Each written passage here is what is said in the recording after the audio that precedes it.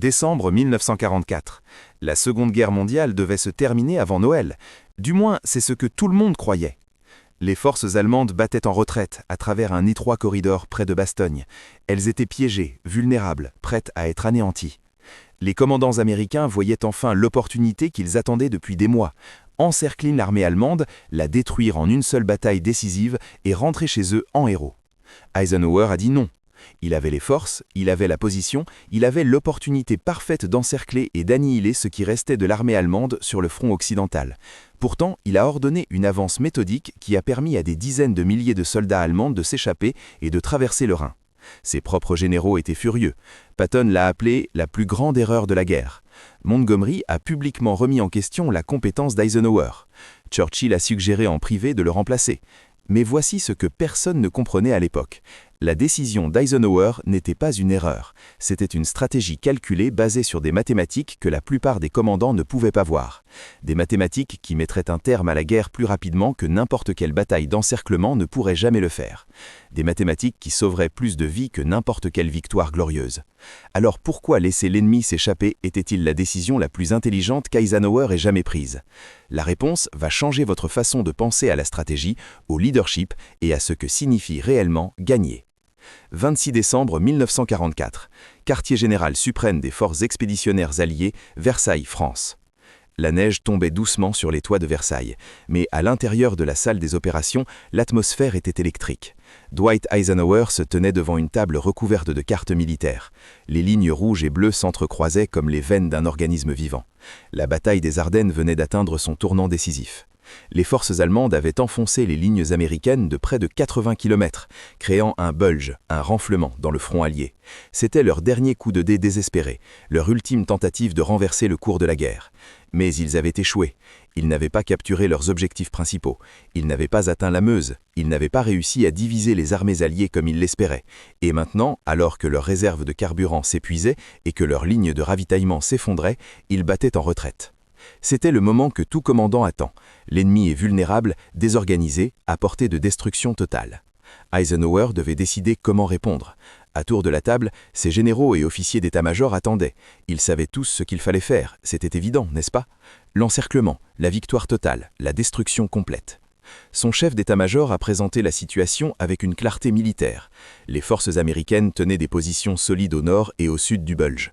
Une attaque coordonnée pourrait fermer le corridor, piéger peut-être 200 000 soldats allemands. Le général Omar Bradley a présenté le plan en détail. La première armée attaquerait du nord, la troisième armée de Patton depuis le sud. Elle se rejoindrait à Oufalise, coupant la route allemande de retraite. Simple, décisif, élégant. Le genre de victoire qui ferait les gros titres dans le monde entier, le genre de bataille dont les historiens parleraient pendant des siècles, une nouvelle Cannae, une nouvelle annihilation totale de l'ennemi. Eisenhower a écouté attentivement. Il a étudié la carte, passant ses doigts sur les lignes de front. Il a posé des questions précises sur la logistique, le timing, les conditions météorologiques et l'état des routes. Puis, il a dit quelque chose qui a choqué tout le monde dans la salle. « Nous n'allons pas les encercler. » Un silence stupéfait s'est abattu sur la pièce. Bradley le regardait fixement, incrédule. « Monsieur, c'est notre chance de tout terminer, de détruire leur armée en une seule bataille. » Eisenhower est resté calme. « Je sais ce à quoi cela ressemble, » a-t-il dit. « Mais l'encerclement est le mauvais objectif. » Il a pointé vers la carte, vers l'étroit corridor où les forces allemandes battaient en retraite. « Si nous essayons de fermer cet écart, que se passe-t-il » Bradley a répondu, suivant la logique militaire classique, « Nous les piégeons, nous les forçons à se rendre ou à mourir en combattant. Combien de temps cela prend-il ? Une semaine, peut-être 2 s'ils résistent fortement. » Eisenhower a hoché la tête lentement. 2 semaines de combats intenses, des combats urbains, maison par maison. Les Allemands se battront désespérément parce qu'ils n'auront pas le choix. Nous subirons de lourdes pertes, eux aussi. Il a déplacé sa main sur la carte, vers le Rhin, vers l'Allemagne au-delà, et à la fin, nous aurons détruit une armée allemande. Une seule. Puis il a posé la question qui changeait tout. Mais il y a 3 autres armées allemandes entre ci et Berlin. Détruire celle-ci ne met pas fin à la guerre. Cela nous coûte simplement du temps et des hommes que nous ne pouvons pas nous permettre de perdre. C'était le calcul que la plupart des commandants manquaient. L'encerclement semble décisif. Il ressemble à une victoire. Mais il nécessite des ressources considérables. Il nécessite du temps précieux. Il nécessite d'accepter des pertes massives pour éliminer une force ennemie qui bat déjà en retraite. Eisenhower voyait des mathématiques différentes. Il voyait que les forces allemandes battant en retraite dans le désordre étaient plus précieuses que les forces allemandes détruites au combat. Et voici pourquoi cette logique était brillante. Pensez-y un instant. Qu'arrive-t-il à une armée qui bat en retraite? Elle consomme des ressources. Elle a besoin de carburant pour ses véhicules restants. Elle a besoin de munitions, même en retraite, pour se défendre contre les poursuivants. Elle a besoin de nourriture pour des dizaines de milliers de soldats affamés. Elle a besoin de fournitures médicales pour les blessés qui s'accumulent. Mais ce n'est pas tout. Une armée en retraite bloque les routes. Elle empêche les renforts de se déplacer vers l'avant. Elle crée le chaos dans les zones arrières. Des milliers de véhicules en panne, de soldats démoralisés, d'unités désorganisées inondent les lignes de communications allemandes. Et voici le coup de génie d'Eisenhower. Une armée détruite crée des martyrs. Elle crée de la propagande. Elle crée de la motivation pour les forces restantes de se battre encore plus durement. Venger nos frères tombés à Bastogne devient un cri de ralliement. Mais une armée qui s'échappe honteusement, qui abandonne ses armes et fuit en désordre, elle crée de la démoralisation. Elle prouve à chaque soldat allemand que la guerre est perdue. Eisenhower voulait que les Allemands battent en retraite. Il voulait qu'ils courent. Il voulait qu'ils inondent le Rhin dans le désordre, consommant les ressources de plus en plus rares de l'Allemagne, répandant la démoralisation, prouvant à chaque soldat allemand sur chaque front que la défaite était inévitable. Mais ces généraux ne le voyaient pas ainsi. Ils voyaient une chance de gloire, le genre de victoire qui s'inscrit dans les livres d'histoire, le genre de victoire qui fait la carrière d'un général. Le général George Patton était l'opposant le plus vocal. Ce soir-là, il a appelé Eisenhower et la conversation était tendue. « Nous pouvons capturer toute cette foutue armée allemande. Terminer cette guerre maintenant !» Eisenhower, toujours méthodique, a posé la question qui comptait vraiment. « Combien de pertes? Est-ce que ça compte? Nous gagnerons. » Ça compte. La voix d'Eisenhower était ferme. Nous ne sommes pas là pour gagner des batailles. Nous sommes là pour mettre fin à la guerre avec un minimum de pertes alliées. Patton a argumenté avec la passion d'un guerrier. Laisser les Allemands s'échapper signifiait qu'ils devraient les combattre à nouveau plus tard. Chaque soldat allemand qui s'échappait tuerait des Américains ailleurs. C'était du bon sens militaire de base, non? Eisenhower n'était pas d'accord. Les soldats qui s'échappent maintenant sont vaincus, démoralisés. Ils ont perdu leur équipement, perdu leur cohésion en tant qu'unité. Quand ils rentreront en Allemagne, ils ne seront plus une armée. Il a fait une pause, laissant ses mots s'installer. Ils seront des réfugiés qui devront être nourris, habillés et rééquipés. C'est un fardeau pour l'Allemagne, pas une menace pour nous. C'était une pensée sophistiquée. La plupart des généraux pensaient en termes de forces ennemies détruites, des statistiques, des chiffres dans un rapport. Nous avons éliminé X divisions ennemies. Eisenhower pensait en termes de capacités ennemies dégradées. Quelle est la différence? Une division détruite est partie, rayée du tableau, mais elle devient aussi un symbole, une cause pour laquelle se battre, un sacrifice héroïque à venger. Une division vaincue qui s'échappe, elle devient un problème logistique pour l'ennemi. La mathématique était convaincante, presque brutalement claire. Détruire 200 000 Allemands dans un encerclement prendrait 2 semaines de combats intenses. Les estimations prudentes suggéraient 15 000 pertes américaines, peut-être plus si les Allemands se battaient avec le désespoir des hommes piégés. Laisser ces mêmes soldats battre retraite, 3 jours, peut-être 2000 pertes pendant la poursuite méthodique. Et ensuite? Les Allemands qui s'échappaient consommeraient des ressources que l'Allemagne ne pouvait pas se permettre. Ils répandraient des histoires de défaite qui mineraient le moral allemand plus efficacement que n'importe quelle bombe ou obus. La valeur stratégique de les laisser partir dépassait la valeur tactique de les détruire. Mais Eisenhower faisait face à un autre problème, tout aussi épineux. Sa décision devait faire sens politiquement. Elle devait faire sens aux dirigeants politiques qui mesuraient le succès en pertes ennemies. Elle devait faire sens auprès de la presse qui voulait des victoires dramatiques. Elle devait faire sens au public américain qui avait été informé que c'était la bataille décisive. Alors, Eisenhower n'a pas annoncé qu'il laissait les Allemands s'échapper. Non. Il a annoncé une réduction méthodique du Bulge, une avance soigneusement coordonnée qui maintiendrait la pression sur les forces ennemies en retraite. Le langage était soigneusement choisi, il sonnait agressif, il sonnait décisif, il sonnait comme une victoire en cours. Mais en réalité, il donnait aux forces allemandes le temps de battre retraite, tandis que les forces américaines avançaient assez lentement pour éviter le genre de combat désespéré qui produit des pertes massives. Patton comprenait ce qu'Eisenhower faisait. Et il le détestait. Il a poussé sa troisième armée vers l'avant aussi vite que possible, essayant de fermer le corridor avant que les Allemands ne puissent s'échapper. Ses chars avançaient rapidement, ses hommes étaient prêts à encercler, mais Eisenhower contrôlait quelque chose de critique, l'approvisionnement en carburant. Il a limité l'avance de Patton à la vitesse qu'Eisenhower voulait. Pas de carburant signifiait pas d'avance rapide. Simple comme ça. Patton était furieux, mais il n'avait pas le choix. Il devait obéir aux ordres, même s'il pensait qu'ils étaient catastrophiques. Le 3 janvier 1945, le Bulge était presque éliminé. Les forces allemandes avaient battu retraite jusqu'à leur position de départ. Elles avaient subi de lourdes pertes, 20 000 tués, 30 000 capturés, mais 150 000 avaient échappé. Les commandants américains étaient amers. Ils appelaient cela une opportunité manquée. Ils disaient qu'Eisenhower avait laissé la victoire leur échapper entre les doigts. Certains officiers murmuraient que le commandant suprême avait perdu son sang-froid, qu'il était devenu trop prudent, trop politique. Eisenhower n'a pas argumenté, il n'a pas essayé de se justifier. Il a simplement pointé vers les résultats. L'offensive allemande avait échoué complètement. Les forces allemandes étaient en désordre, le front occidental s'était stabilisé. Et les pertes américaines avaient été significativement inférieures à ce que n'importe quelle bataille d'encerclement aurait produit. Mais plus important encore, et c'était quelque chose que personne ne pouvait encore voir clairement, les forces allemandes qui s'étaient échappées n'étaient plus efficaces au combat. Elles avaient perdu leurs chars, perdu leur artillerie, perdu leur cohésion en tant qu'unités organisées. Quand elles ont traversé le Rhin, elles sont devenues exactement ce qu'Eisenhower avait prédit, un fardeau pour la logistique allemande plutôt qu'une force de combat. Cela est devenu clair en février et mars. Les commandants allemands ont essayé de reconstruire les divisions qui avaient battu en traite des Ardennes. Ils ont découvert quelque chose de dévastateur. Ils ne pouvaient pas. Les soldats étaient là, des hommes vivants, respirants, capables de tenir un fusil. Mais l'équipement n'était pas là. Le carburant n'était pas là. Les munitions n'étaient pas là. Les chars de remplacement n'existaient pas. L'artillerie était irremplaçable. La capacité industrielle de l'Allemagne ne pouvait pas remplacer ce qui avait été perdu dans les Ardennes. Alors les divisions qui s'étaient échappées sont restées assises en Allemagne, consommant de la nourriture et des fournitures précieuses, contribuant absolument rien à la défense. Exactement ce qu'Eisenhower avait prédit.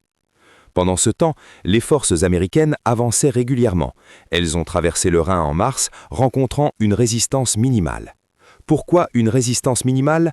Parce que les divisions allemandes qui auraient pu défendre le Rhin essayaient encore de se rééquiper après leur fuite des Ardennes.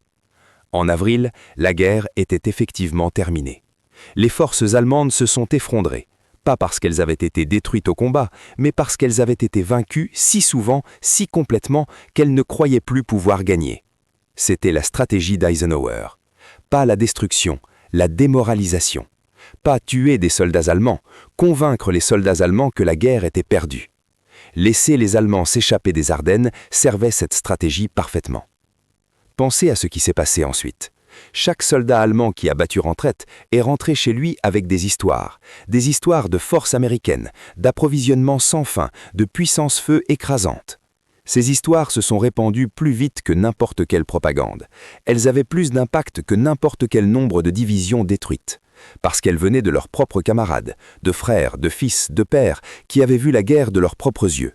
« Nous ne pouvons pas gagner », disait-il. « Les Américains ont trop de chars, trop d'avions, trop de tout. » Cette démoralisation s'est infiltrée dans toute l'armée allemande comme un poison. L'analyse post-guerre a prouvé qu'Eisenhower avait raison. Les dossiers militaires allemands montrent que les divisions qui se sont échappées des Ardennes n'ont jamais retrouvé leur efficacité au combat. Elles existaient sur papier, elles portaient des désignations officielles, mais elles ne pouvaient pas se battre parce qu'elles manquaient d'équipement et de morale. L'analyse a également prouvé quelque chose d'autre, quelque chose d'encore plus révélateur. Si Eisenhower avait tenté l'encerclement, les forces allemandes auraient combattu avec le désespoir des hommes piégés. Les pertes américaines auraient été 3 à 4 fois plus élevées. Et la bataille aurait retardé la traversée du Rhin de 6 semaines. 6 semaines. Cela peut ne pas sembler significatif jusqu'à ce que vous considériez ce que signifiaient 6 semaines supplémentaires de guerre. 6 semaines supplémentaires de camps de concentration en fonctionnement, 6 semaines supplémentaires de bombardements, 6 semaines supplémentaires de soldats mourant de tous les côtés, 6 semaines supplémentaires d'horreurs qui auraient pu être évitées. La décision d'Eisenhower de laisser les Allemands s'échapper a raccourci la guerre. Elle a sauvé des vies des deux côtés. elle a atteint une victoire stratégique plus rapidement que n'importe quel encerclement tactique n'aurait pu le faire. Mais ce genre de pensée était rare parmi les commandants militaires. La plupart des généraux mesuraient le succès par l'ennemi détruit. Ils voulaient des batailles décisives, ils voulaient des victoires écrasantes qui font l'histoire. Eisenhower voulait simplement que la guerre se termine. Il comprenait quelque chose de profond. Parfois, le moyen le plus rapide de gagner est de laisser votre ennemi courir. Laissez-les battre en retraite dans le désordre. Laissez-les répandre le message que la résistance est sans espoir. C'était particulièrement important au début de 1945. L'Allemagne avait encore des millions de soldats sous armes. Elle avait encore des fortifications. Elle avait encore la capacité de se battre pendant des mois si ses soldats croyaient qu'ils pouvaient gagner. Eisenhower devait briser cette croyance. Il devait faire comprendre à chaque soldat allemand que la défaite était inévitable. Laisser les forces s'échapper des Ardennes servait cet objectif mieux que les détruire ne l'aurait fait. Il y a un autre facteur que les historiens négligent souvent. Eisenhower gérait une coalition. Des forces américaines, britanniques, canadiennes, françaises, toutes sous son commandement, chacune avec ses propres intérêts nationaux, chacune avec des dirigeants politiques exigeant des résultats. Une bataille d'encerclement prolongée aux Ardennes aurait mis à rude épreuve cette coalition. Elle aurait soulevé des questions sur les pertes. Pourquoi mes soldats meurent-ils pour cette bataille? Elle aurait créé des opportunités pour Churchill et d'autres de remettre en question le leadership d'Eisenhower, de suggérer qu'un commandant britannique aurait fait mieux. Une avance rapide et méthodique qui a rétabli la ligne de front a évité ces problèmes. Elle ressemblait à un succès. Elle donnait aux politiciens quelque chose à célébrer. Elle maintenait l'unité de la coalition. Eisenhower était le seul commandant qui voyait tous ces facteurs simultanément. Considération tactique, implication stratégique, exigence politique, gestion de coalition, logistique, pertes, calendrier. La plupart des généraux se concentraient sur un ou deux de ces facteurs. Eisenhower les équilibrait tous. Il prenait des décisions qui optimisaient le succès global, même lorsqu'elles ressemblaient à des opportunités manquées tactiquement. C'est pourquoi il était commandant suprême. Pas parce qu'il était le meilleur tacticien, parce qu'il comprenait que gagner des guerres nécessite plus que gagner des batailles. La décision de laisser les Allemands s'échapper des Ardennes illustrait cette compréhension. Elle semblait erronée aux officiers concentrés sur la tactique, elle semblait correcte à quiconque comprenait la stratégie. Patton ne l'a jamais acceptée. Jusqu'à sa mort, il croyait qu'Eisenhower avait manqué la chance de mettre fin à la guerre aux Ardennes. Il croyait qu'une poursuite agressive et un encerclement auraient produit de meilleurs résultats. Patton avait tort, mais il avait tort d'une manière compréhensible. C'était un commandant tactique brillant qui pensait tactiquement. Il ne pouvait pas voir le tableau stratégique qu'Eisenhower gérait. Montgomery était plus circonspect. Publiquement, il soutenait la décision d'Eisenhower. En privé, il pensait qu'elle était trop prudente. Mais Montgomery comprenait mieux la politique de coalition que Patton. Il comprenait que le travail d'Eisenhower nécessitait d'équilibrer des facteurs au-delà de la simple efficacité militaire. La seule personne qui comprenait pleinement la décision d'Eisenhower était George Marshall, chef d'état-major de l'armée américaine. Marshall avait choisi Eisenhower pour commandant suprême précisément parce qu'Eisenhower pensait stratégiquement plutôt que tactiquement. Après les Ardennes, Marshall a envoyé à Eisenhower un message privé. « Votre décision de poursuivre méthodiquement plutôt que d'encercler était correcte, les résultats le prouvent. » Cette validation comptait énormément. Eisenhower avait fait face à une pression énorme pour tenter l'encerclement. Il avait résisté à cette pression en se basant sur des calculs que la plupart des gens ne pouvaient pas voir. Le message de Marshall confirmait qu'il avait eu raison de faire confiance à ces calculs. La leçon de la décision d'Eisenhower s'étend au-delà de la Seconde Guerre mondiale. Elle s'applique à toute situation où la tactique et la stratégie divergent, où le mouvement agressif évident n'est pas le choix stratégique optimal. La pensée militaire moderne a largement accepté l'approche d'Eisenhower.